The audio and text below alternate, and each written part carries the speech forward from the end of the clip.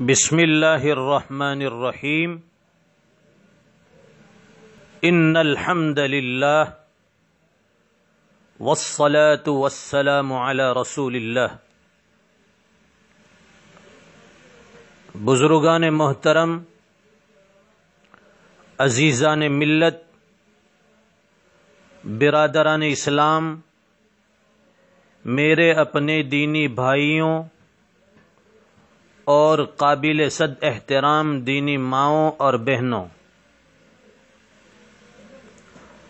ہم آپ کی خدمت میں جھوٹے نبوت کے دعوے دار شکیل بن حنیف اور اس کے علاوہ قیامت تک جتنے بھی ایسے مکار اور دھوکے باز ایمان کے لٹیرے دنیا میں آئیں گے،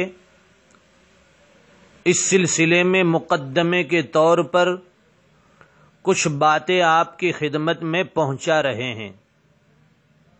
خود بھی سنیں اور دوسروں کو بھی سنائیں، اپنا اور اپنے دینی بھائیوں کا ایمان بچائے۔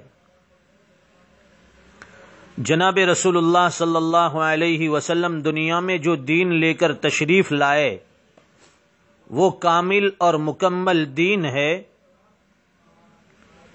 یہ آخری دین، آخری شریعت ہے اور آخری نبی ہے۔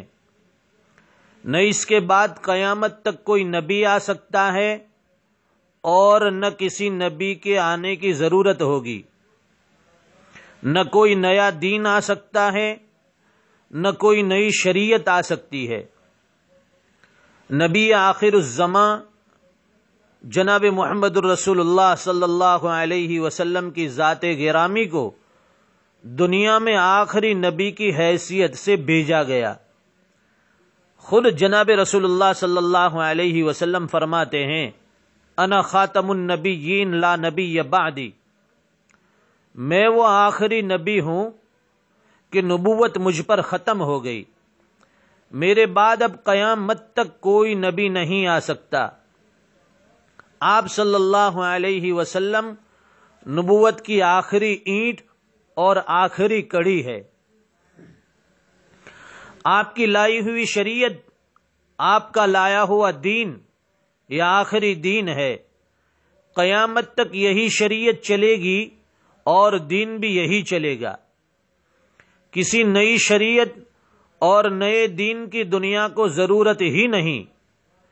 اس کے باوجود دنیا قیامت سے جتنی قریب ہوتی جائے گی، دنیا میں نئے نئے فتنے رونما ہوں گے، یہاں تک کہ لوگ دین میں بھی تحریف کرنے کی کوشش کریں گے، اور معاملہ یہاں تک پہنچے گا کہ لوگ جھوٹے نبوت کے دعوے بھی کریں گے، جیسے کہ موجودہ دور میں دربھنگا بہار کا بدنام زمانہ اور رسوائے زمانہ شخص شکیل بن حنیف، جس نے ایک ساتھ 3 بڑے بڑے دعوے کیے، عیسیٰ ہونے کا بھی دعویٰ کیا اور مہدی کا بھی دعویٰ کیا، اور ساتھ ساتھ نئی نہج یعنی اللہ کی طرف سے کچھ نئے احکام اس کو ملے ہیں جس کو وہ کھل کر نہیں بتاتا ہے۔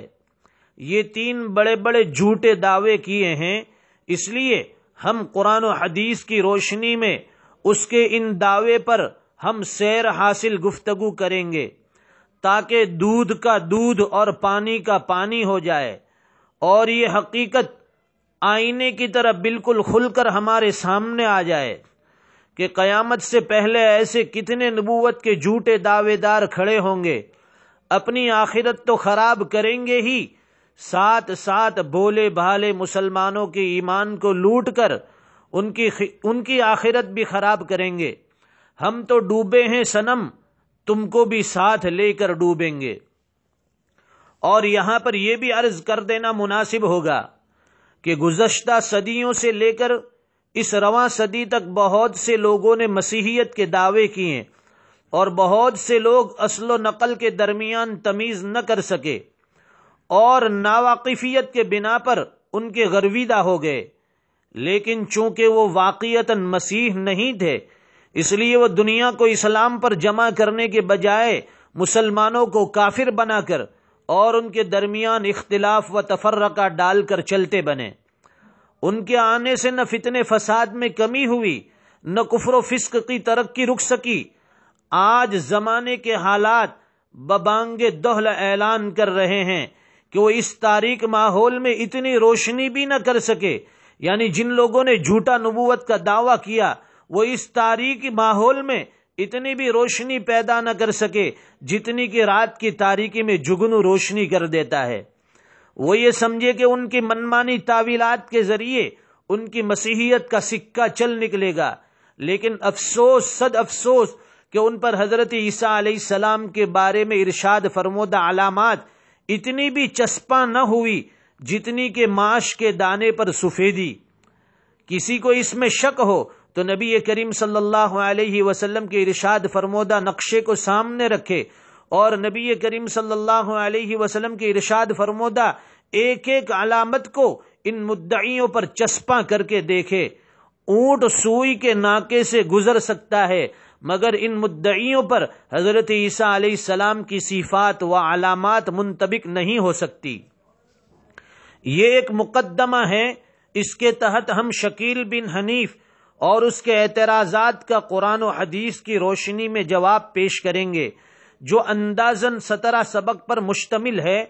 آپ پورے اسباق کو اگر توجہ اور دھیان سے سنیں تو امید ہے کہ ایسے مکار اور دھوکے باز سے دور رہ کر اپنا اور اپنے مسلمان بھائیوں کا ایمان بچا سکیں گے۔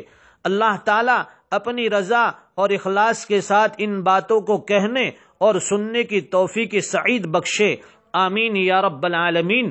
فقط اللہ تعالیٰ بہتر جاننے والے ہیں۔ محمد آصف لاجپوری، خادم جامعیت الکوثر لاجپور۔